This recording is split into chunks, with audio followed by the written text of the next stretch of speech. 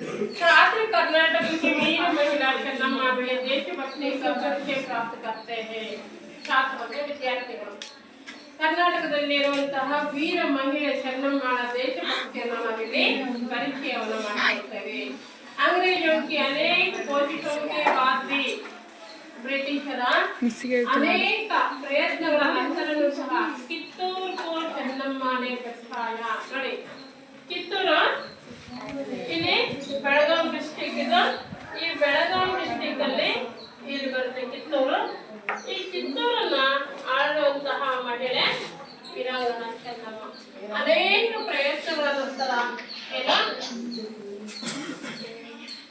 ಚೆನ್ನಮ್ಮ ಆ ಕಿತ್ತೂರನ್ನ ಏನ್ ಮಾಡಿದ್ರು रक्षणे ಮಾಡಿದ್ರು लेकिन ಚೆನ್ನಮ್ಮ के बन जाने के कारण ಚೆನ್ನಮ್ಮಳನ್ನ ಬಂಧಿಸಿದ ನಂತರ ಏನಾಯ್ತು ಕಿತ್ತೂರು ಅಂಗ್ರೇಜರಿಗೆ ಕಿತ್ತೂರು ಬ್ರಿಟಿಷರ ಕೈವಶವಾಯಿತು ಚೆನ್ನಮ್ಮ जैसे वीर महिला के कारण कर्नाटक गर्व खानिरो करता है ಚೆನ್ನಮ್ಮಳ ವೀರ ಮಹಿಳೆ ಬಗ್ಗೆ ಕರ್ನಾಟಕ ಯಾವಾಗಲೂ ಸಹ ಹೆಮ್ಮೆ ಪಡುತ್ತದೆ गर्व पड़ुತ್ತದೆ ನಮ್ಮ ನಾಡಿನ ವೀರ ಮಹಿಳೆ ಅಂತ ನಾವು ಹೆಮ್ಮೆಯಿಂದ ಹೇಳ್ಕೊಂತೀವಿ ಹೌದಾ ಆ ರೀತಿ ಮುಂದೆ 8वीं शताब्दी में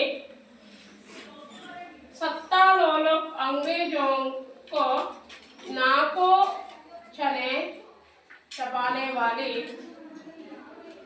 सर्वप्रथम भारतीय वीरांगना ಚೆನ್ನಮ್ಮ थी ಚೆನ್ನಮ್ಮ का जन्म काकतीय वंश में सन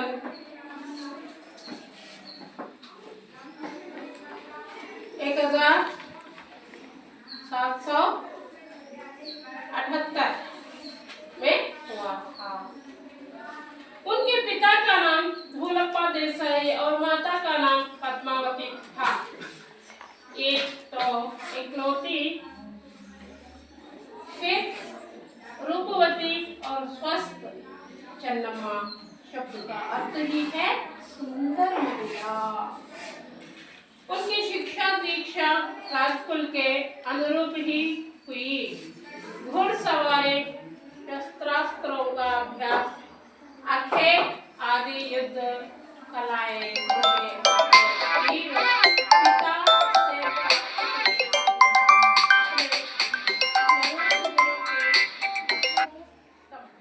कट मार दे में सत्तालोलुप अंग्रेजों को नाको चने चबाने वाली सर्वप्रथम भारतीय वीरांगना ಚೆನ್ನಮ್ಮ थी। ನೋಡಿ 18ನೇ ಶತಮಾನದಲ್ಲಿ ಸತ್ತಾಲೋಲುಪ್ ಅಂದ್ರೆ ಮೋಸಗಾರರು ಅಂತ ಶಬ್ದ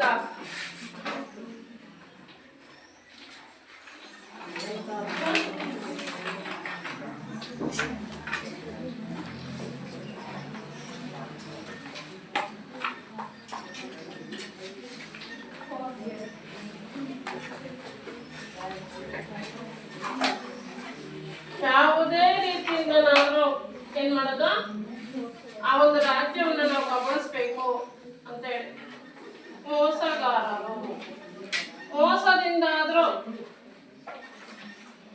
ನಾವು ಆ ಒಂದು ಪ್ರಾಂತವನ್ನು ಪಡಿಬೇಕು ಅನ್ನೋ ರೀತಿಯಲ್ಲಿ ಹೇಳುತ್ತೆ ಅಂಗ್ರೇಜರು ನಾಕೋ ಚನೆ ಚಬಾನೆ ವಾಲಿ ಇದು ಮುಹಾವರೆ ಕಾನೂನು ಅಂತಾರಲ್ಲ ಮುಹಾವರ ಗಾದೆ ಮಾತುಗಳು ಇದು ಮುಹಾವರ ಗಾದೆ ಮಾತುಗಳು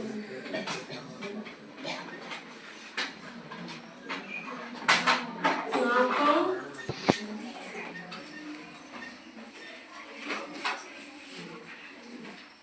चने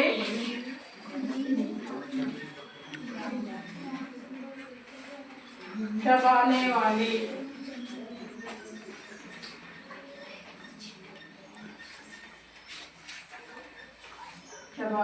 ಇದು ಗಾದೆ ಮಾತುಗಳು ಅಂತಾರಲ್ಲ ಇದು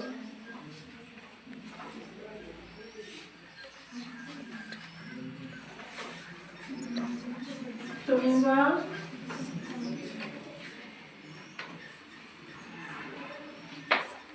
ತೊಡಕುಗಳು,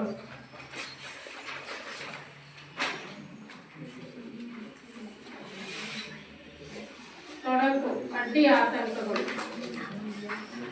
ಇಲ್ಲಿ ಅಡ್ಡಿ ಆತಂಕಗಳು ಮಾಡುವ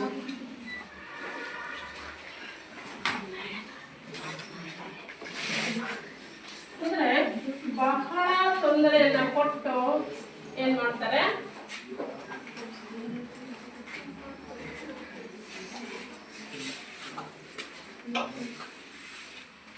ಬ್ರಿಟಿಷರು ಚೆನ್ನಮ್ಮಳಿಗೆ ಬಹಳ ತೊಂದರೆಯನ್ನು ಕೊಟ್ಟು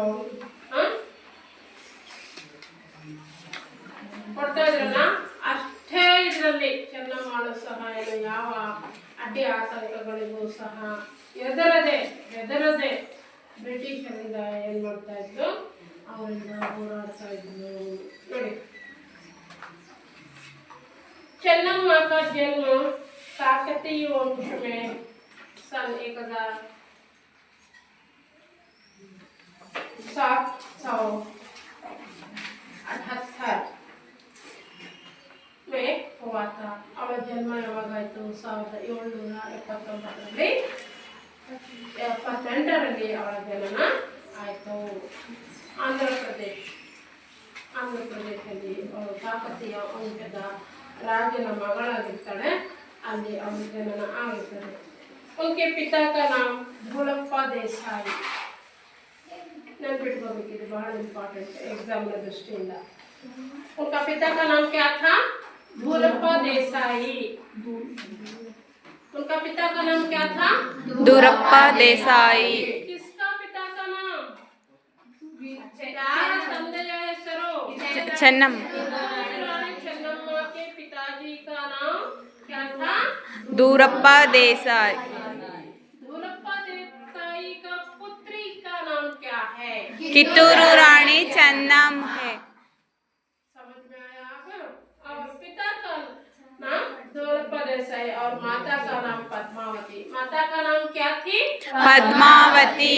पद्मावती. और धोलप्पा देसाई के पुत्री का नाम क्या थी? कित्तूरू रानी चेन्नम्मा. कित्तूरू रानी चेन्नम्मा जी के माता पिता का नाम क्या था? पिता का नाम धोलप्पा देसाई, माता का नाम पद्मावती. बहुत अच्छे, बढ़िया.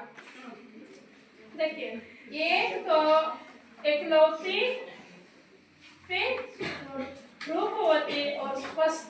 एकलौती ಒಬ್ಬಳೆ. एकलौती ಅಂದ್ರೆ ಒಬ್ಬಳೆ.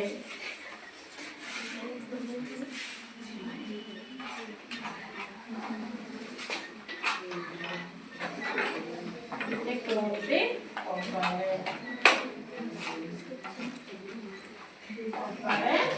ಮಗಳು. ಯಾರು ಕೇಳ್ತಿರ್ತಾರೆ, ಸ್ವಲ್ಪ ಚೆನ್ನ ಮಕ್ಕಳು ಒಬ್ಬಳೆ ಮಗಳು ಹೌದಾ? ಒಬ್ಬಳೆ ಮಗಳು, ಇಬ್ರು ಗಂಡು ಮಕ್ಕಳು. ಅಂದ್ರೆ ಹೆಣ್ಣು ಮಗಳು ಒಬ್ಬಳೆ ಇರ್ತಾರೆ, ಇಬ್ರು ಗಂಡು ಮಕ್ಕಳು ಇರ್ತಾರೆ.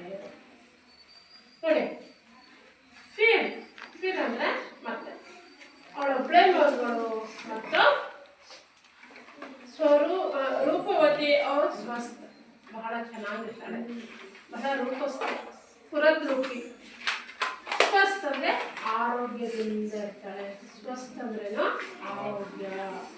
ಚೆನ್ನಮ್ಮ ಶಬ್ದ का अर्थ ही है सुंदर महिला. ಚೆನ್ನಮ್ಮ ಆ ಒಂದು ಶಬ್ದದ ಅರ್ಥನೇನು? ಸುಂದರವಾದಂತಹ ಮಹಿಳೆ ಅಂತ. ಹೌದಾ?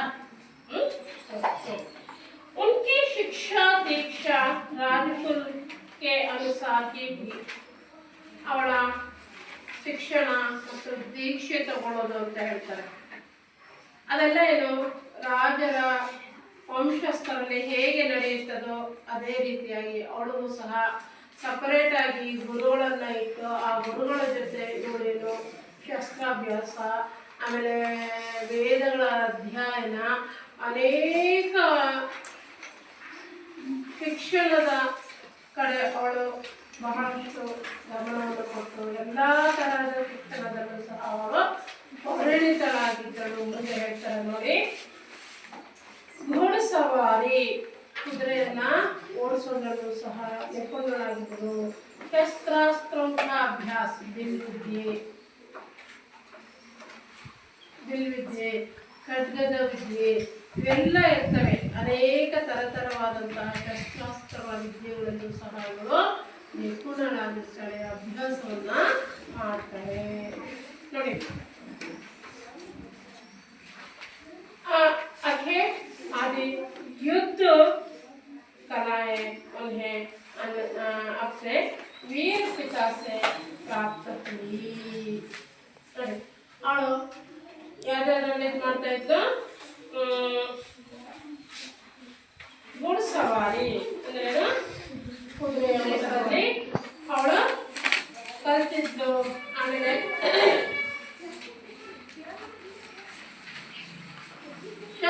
ಶಾಸ್ತ್ರಗಳು ಎಲ್ಲ ಶಸ್ತ್ರಗಳ ಅಭ್ಯಾಸವನ್ನು ಕಲಿತಿದ್ದು.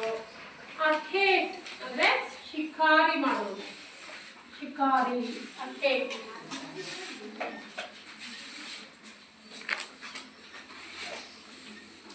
ಅಖೆ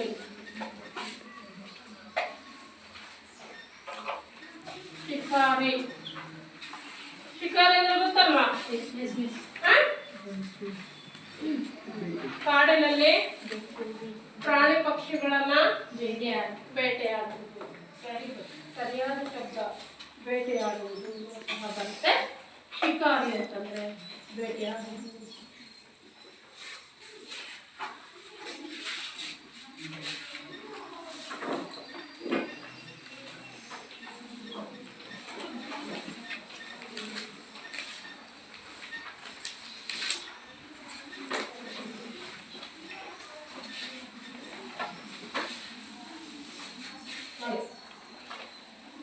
युद्ध कलाएं उन्हें अपने वीर पिता से प्राप्त हुई. ಯುದ್ಧದ ಅನೇಕ ಕಲೆಗಳು, ಕಲೆ ಇದು ಏನು ನಾವೇನು ಕಲಿತೀವಲ್ವಾ, ಯುದ್ಧ ಆಗಲಿ ಇದೆಲ್ಲ ಒಂದು ಕಲೆ. ಗುರು ಸವಾರಿ, ಆಮೇಲೆ ನೋಡ್ದಂಗೆ ಕಣ್ಣು ಕಟ್ಕೊಂಡು ಬಾಣ ಬಿಡೋದು. ಆಗ ಎಷ್ಟೋ ದೂರದಲ್ಲಿರ್ತಾರೆ, ಇಂಥ ಹತ್ರನೇ ಇಂಥ ಪ್ರಾಣಿ ಇದೆ, ಇಂಥ ಶತ್ರುಗಳಿದ್ದಾರೆ ಅಂತಂದು ಬಿಲ್ವಿದ್ಯೆಯನ್ನ ಮೂಲಕ ಅಥವಾ ಚೂಪಾದ ಒಂದು ವಸ್ತುವಿನಿಂದ ಅಲ್ಲಿ ತನಕ ಎಸೆಯುವುದು, ಇವೆಲ್ಲ ಅನೇಕ ಕಲೆಗಳು. ಈ ಥರ ಅನೇಕ ಕಲೆಗಳು ಯಾರಿಂದ ಬಂದು ಅವರ ತಂದೆಯಿಂದ ಅವರಿಗೆ ಪ್ರಾಪ್ತಿಯಾಯಿತು. अपने जंगम गुरु के मार्गदर्शन ने उन्होंने जंगमರು ಅಂತಂದ್ರೆ ಲಿಂಗಾಯತರು ಅಂತ ಹೇಳಿ ಬರುತ್ತೆ. ಅವರಿಗೆ ಏನೋ ಜಂಗಮ ಗುರುಗಳಿಂದ ಅವರಿಗೆ ಏನೇನು ಕಲಿಸಿದ್ರು, ಉರ್ದು, ಮರಾಠಿ और ಸಂಸ್ಕೃತ ಭಾಷಾओं का अध्ययन किया. ಯಾವ ಯಾವ ಭಾಷೆಯಲ್ಲಿ ಇವರು ಅಧ್ಯಯನವನ್ನ ಮಾಡಿದ್ರು? ಉರ್ದು, ಮರಾಠಿ, ಸಂಸ್ಕೃತ. ಇಷ್ಟು ಗುರುಗಳಿಂದ ಭಾಷೆಯನ್ನ ಕಲಿತರು. ಯಾಕೆ ಭಾಷೆಗಳನ್ನು ಕಲಿಬೇಕಂದ್ರೆ, ನಾವು ಅನ್ಯ ರಾಜ್ಯಗಳಿಗೆ ಹೋದಾಗ ಅಲ್ಲಿ ಅವರದೇ ಆದಂತಹ ಭಾಷೆಯಲ್ಲಿ ನಾವು ಮಾತನಾಡಲು, ಮಾಹಿತಿಯನ್ನ ತಿಳಿದುಕೊಳ್ಳಲು ಅನ್ಯ ಭಾಷೆ ಹೋಗಬೇಕು. ಅನ್ಯ ಭಾಷೆ ಹೋಗಿದ್ದಪ್ಪ ಅಂತಂದ್ರೆ ಜೀವನದಲ್ಲಿ ನಾವೇನು ಮಾಡ್ತೀವಿ, ಎಲ್ಲಿರ್ತೀವೋ ಅಲ್ಲೇ ಇರಬೇಕಾಗುತ್ತೆ.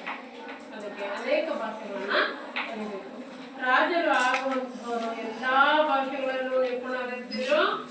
ಎಲ್ಲ ಕೆಲಸ ಕಾರ್ಯಗಳಲ್ಲೂ ಸಹ ಅವರು ಮುಂದೆ ಹೋಗ್ತಾ ಇದ್ರು. ಕಿತ್ತೂರು कर्नाटक राज्य के उत्तरी बेलगावी जिले में है. कित्तूर कर्नाटक राज्य के उत्तरी बेलगावी जिले में है. उन दिनों कित्तूर कर्नाटक राज्य में व्यापार का प्रसिद्ध केंद्र भी था. देश विदेश के व्यापारी वहाँ के बाजारों में हीरे जवाहरातें खरीदने के लिए आया करते थे.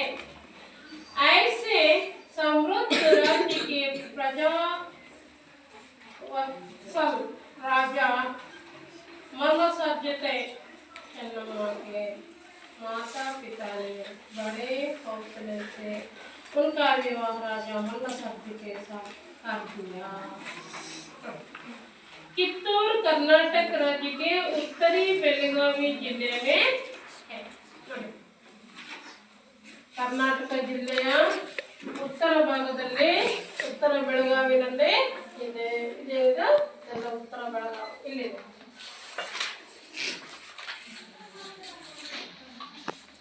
ಭೂಪಟಗಳನ್ನ ದಿಕ್ಕುಗಳನ್ನ ನೀವು ಅರ್ಥ ಮಾಡ್ಕೋಬೇಕು ನೋಡಿ.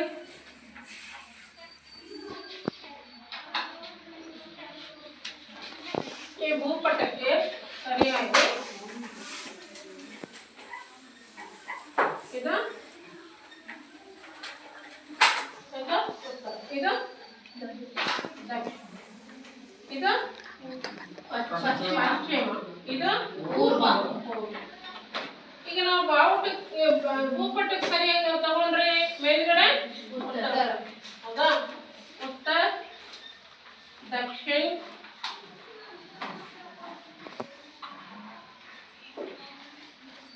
पूरब,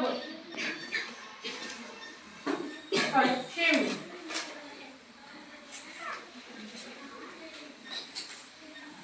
उत्तर,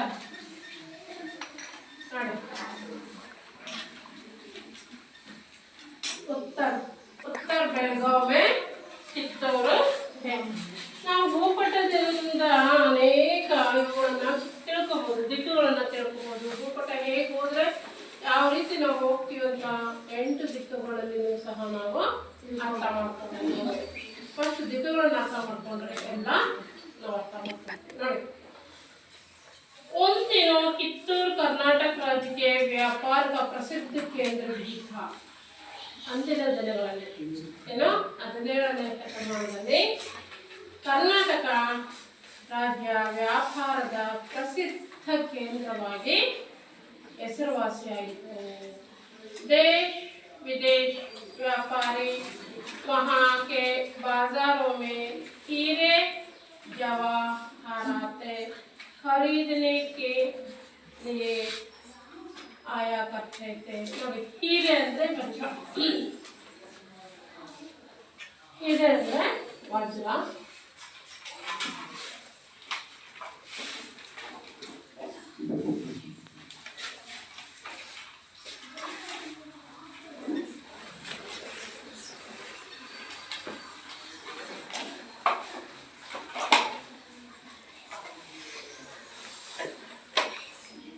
ಡೈಮಂಡ್ ಅಂತಾರೆ ಇಂಗ್ಲಿಷಲ್ಲಿ ಹೌದಾ.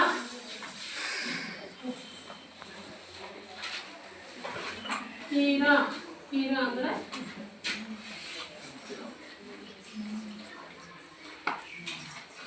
ಜವಾಹರಾತ್ ಅಂದ್ರೆ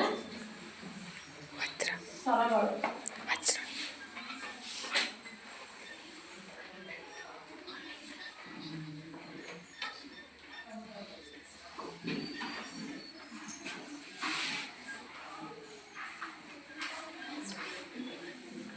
ಬಂಗಾರದ ಸರಗಳು, ವಜ್ರದ ಸರಗಳು, ವಜ್ರದಿಂದ ಕೂಡಿದ ಬಂಗಾರದ ಸರಗಳು ಇವೆಲ್ಲ ಆಗ್ತಾ ಇದ್ರು. ಅದಕ್ಕಿಂತ ಮುಂಚೆ ಇನ್ನೊಂದು ಶಬ್ದ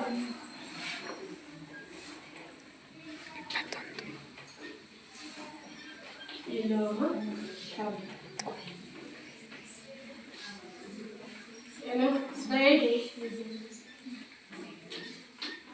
ದೇಶ್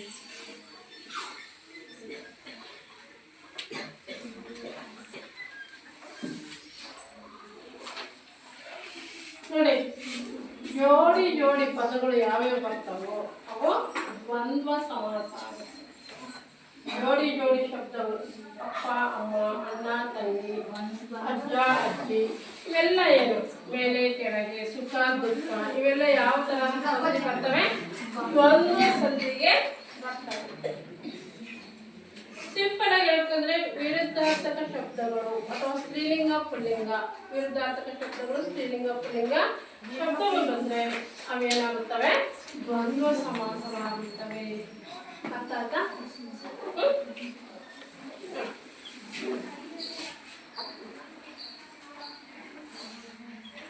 ಖರೀದಿ ಅಂತಂದ್ರೆ ಕೊಂಡುಕೊಳ್ಳಲು. ಖರೀದಿನಂದ್ರೆ ಕೊಂಡುಕೊಳ್ಳಲು ಬರ್ತಾರೆ.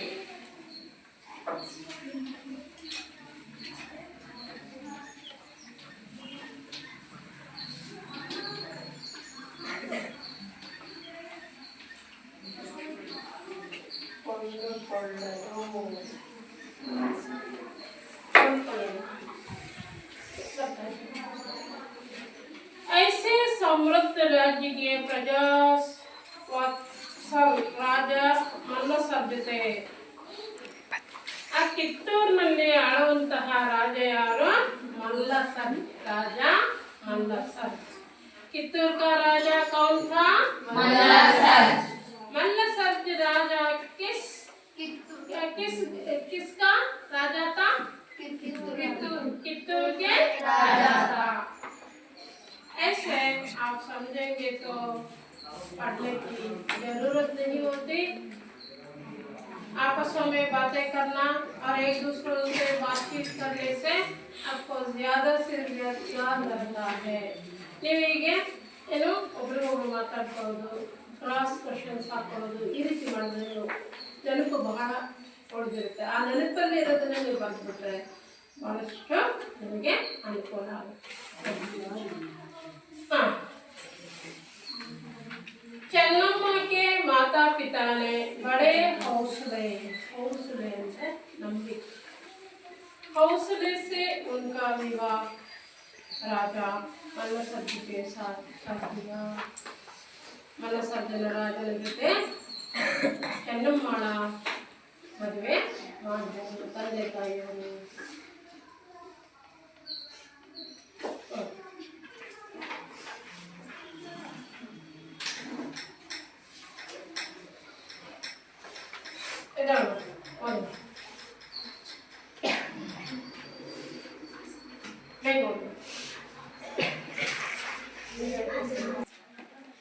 वीरंगन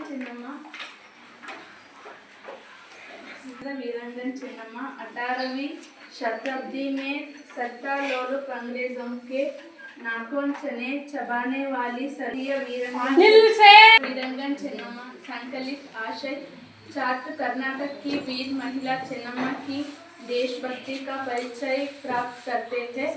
अंग्रेजी के अनेक कोशिशों के बाद भी कित्तूर को चेन्नम्मा ने बचाया, लेकिन चेन्नम्मा के बंदी बन जाने के कारण कित्तूर अंग्रेजों के वश में गया. चेन्नम्मा जैसी वीर महिला के कारण कर्नाटक गर्व का अनुभव करता है. धन्यवाद. शताब्दी में सत्तारूढ़ अंग्रेजों को नाखून चने चबाने वाली सर्वप्रथम भारतीय वीरांगना चन्नम्मा का जन्म काकतीय वंश में सन 1778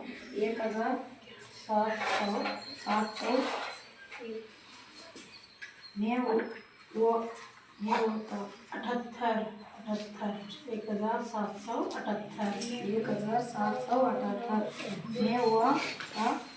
उनके पिता का नाम दूरपा उनके पिता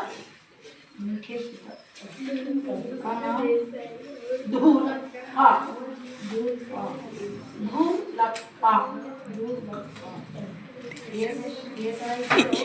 माता का नाम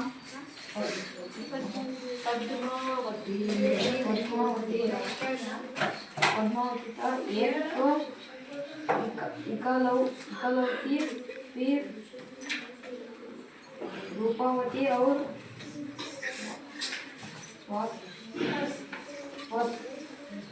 चन्नम्मा शब्द का अर्थ ही आई सुंदर महिला. बेटी बहुत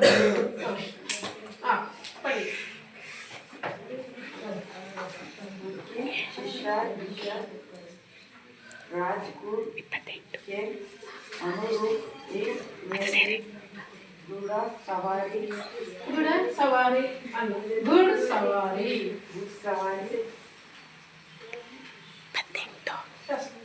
शस्त्रास्त्रों अभ्यास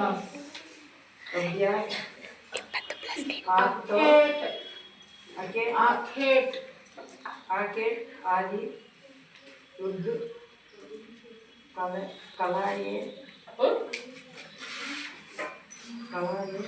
उन्हें अपने भी पिता से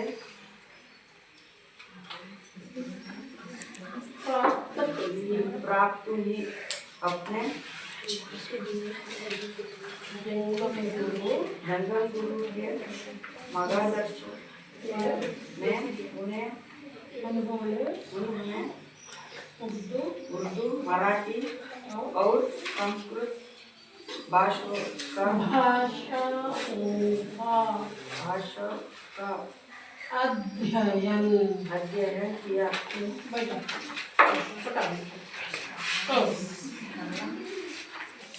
अब तक आप जो पाठ सुने हुए हैं उसके लिए परखना है ना।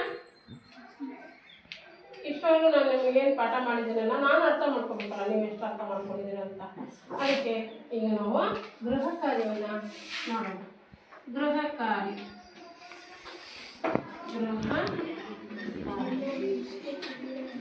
ಒಂದು ನೆನಪಿಡ್ತೀವಿ.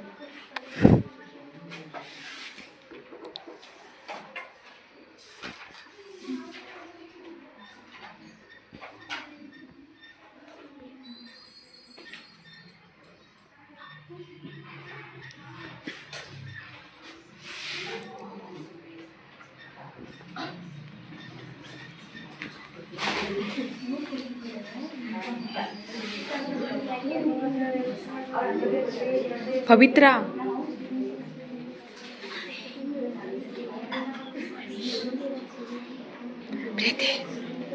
चंद्रमा का जन्म कब हुआ?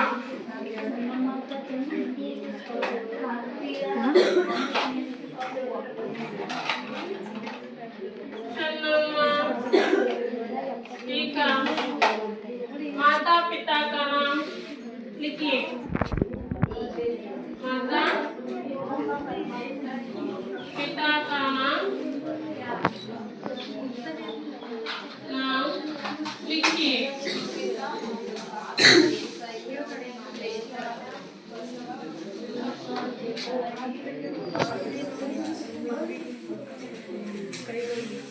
ये दोनों प्रश्नों का उत्तर आपको लिखकर आना है.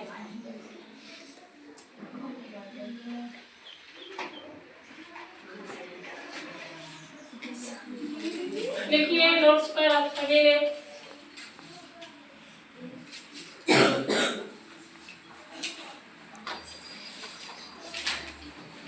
हुआ? सभी ने लिख लिया?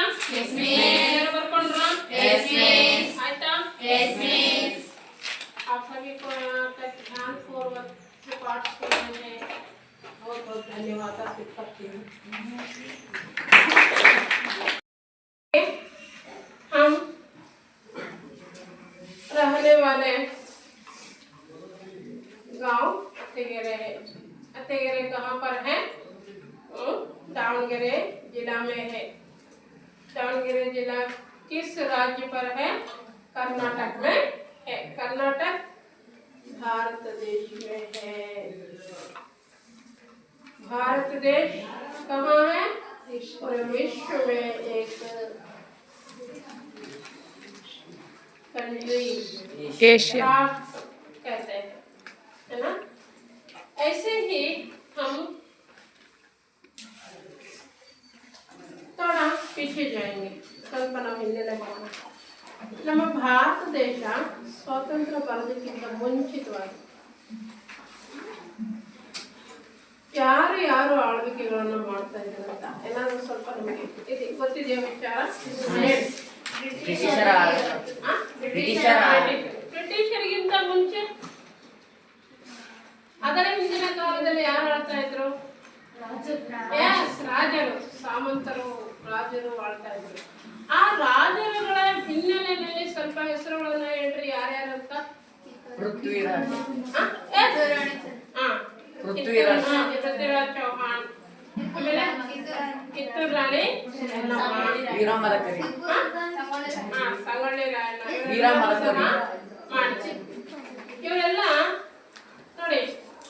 ಮೊದಲನೆಯದಾಗಿ ನಮಗೆ ಸ್ವಾತಂತ್ರ್ಯ ಸಂಗ್ರಾಮದ ಚಳುವಳಿಯನ್ನು ಪ್ರಾರಂಭಿಸಿದ್ದು ಯಾವಾಗ 1857ರಲ್ಲಿ ವೀರ ಮಹಿಳೆ ಝಾನ್ಸಿ ರಾಣಿ ಲಕ್ಷ್ಮೀಬಾಯಿ. ಅಲ್ಲಿಂದ ನಮ್ಮ ಭಾರತ ದೇಶದ ಒಂದು ಸ್ವಾತಂತ್ರ್ಯ ಹೋರಾಟ ಅನ್ನೋದು ಆರಂಭವಾಯಿತು ಅಲ್ಲಿಂದ. ಹಾಗಾಗಿ ಬರೀ ಪುರುಷ ಪ್ರಧಾನ ಸಮಾಜದಲ್ಲಿ ಪುರುಷರಷ್ಟೇ ಅಲ್ಲ ಮಾಡಿರೋದು, ಮಹಿಳೆಯರು ಸಹ ಮಾಡಿದ್ದಾರೆ. ಅದರಲ್ಲಿ ಮೊದಲಿಗರು ಯಾರು? ಝಾನ್ಸಿ ರಾಣಿ ಲಕ್ಷ್ಮೀಬಾಯಿ, ಮಂಗಳೂರಿನ ಅಪ್ಪಕ್ಕದೇವಿ, ಇವರೆಲ್ಲರೂ ಸಹ ರಾಜ್ಯಭಾರವನ್ನ, ಕಿತ್ತೂರು ಚೆನ್ನಮ್ಮ, ಒನಕೆ ಓಬವ್ವ, ಇವರೆಲ್ಲರೂ ಏನು ನಮ್ಮ ರಾಷ್ಟ್ರಕ್ಕೋಸ್ಕರ ಅವರು ತಮ್ಮ ಪ್ರಾಣಾರ್ಪಣೆ ಮಾಡಿದಂತಹ ವೀರ ಮಹಿಳೆ. ಇವತ್ತಿನ ದಿವಸ आज के दिन हम वीरांगना चन्नम्मा जी के बारे में अधिक जानकारी प्राप्त करेंगे. इस पाठ से पाठ 15 वीरांगना चन्नम्मा ये संकलित है, किसी पुस्तक से थोड़ा बहुत यहाँ पर लिया गया है. देखिए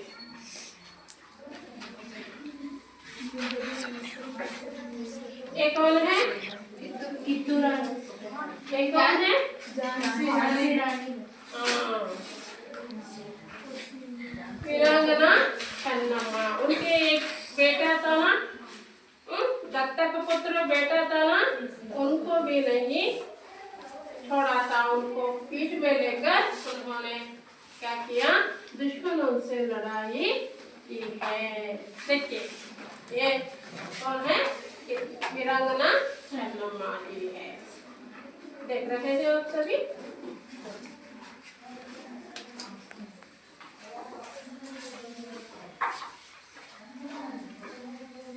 देखिए ध्यान से देखिए, उंगली रखिए अक्षरों पर उंगली रखिए. पाठ 15 वीरांगना चन्नम्मा. संकलित आशय: छात्र कर्नाटक की वीर महिला चन्नम्मा की देशभक्ति का परिचय प्राप्त करते हैं. पूर्णविराम. अंग्रेजों की अनेक कोशिशों के बाद भी कित्तूर को चन्नम्मा ने बचाया, लेकिन चन्नम्मा के बंदी बन जाने के कारण कित्तूर अंग्रेजों के वश में गया.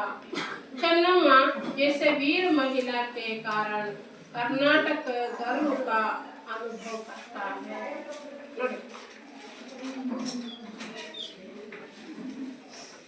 आशय: छात्र कर्नाटक की वीर महिला चन्नम्मा, कर्नाटक राज्यದ ವೀರ ಮಹಿಳೆ ಚೆನ್ನಮ್ಮ की देशभक्ति का परिचय प्राप्त करता है. ಅವಳ ಪರಿಚಯವನ್ನು ನಾವಿಲ್ಲಿ ತಿಳ್ಕೊಳ್ತೀವಿ. अंग्रेजों की अनेक कोशिशों के बाद भी ಬ್ರಿಟಿಷರ ಅನೇಕ ಪ್ರಯತ್ನಗಳ ಕೋಶಿಶ್ ಅಂತಂದ್ರೆ ಪ್ರಯತ್ನ ನಂತರನೂ ಸಹ ಕಿತ್ತೂರು ಕೋ ಬಚಾನೆ ಕಿತ್ತೂರು ಕೋ ಚೆನ್ನಮ್ಮನೇ ಬಚಾಯ. ಕಿತ್ತೂರನ್ನು ಚೆನ್ನಮ್ಮಳು ಉಳಿಸಿದಳು. ಲೇಕಿನ್ ಚೆನ್ನಮ್ಮ ಕೆ ಬಂದಿ ಬಂದ್ ಜಾನೆ ಕೆ ಕಾರಣ ಅವಳನ್ನ ಬಂಧಿಸಿದ್ರು. ಗೆದ್ರು ಸಹ ಅವಳನ್ನ ಏನ್ ಮಾಡಿದ್ರು? ಬಂಧಿಸ್ಬಿಟ್ಟು बन जाने के कारण कित्तूर अंग्रेजों के वश में गया. कित्तूर ಏನಾಯ್ತು? ಶತ್ರುಗಳ ಕೈ ಸೇರಿತು. ಶತ್ರುಗಳು ಬ್ರಿಟಿಷರು ಅವ್ರ ಕೈ ಸೇರಿತು.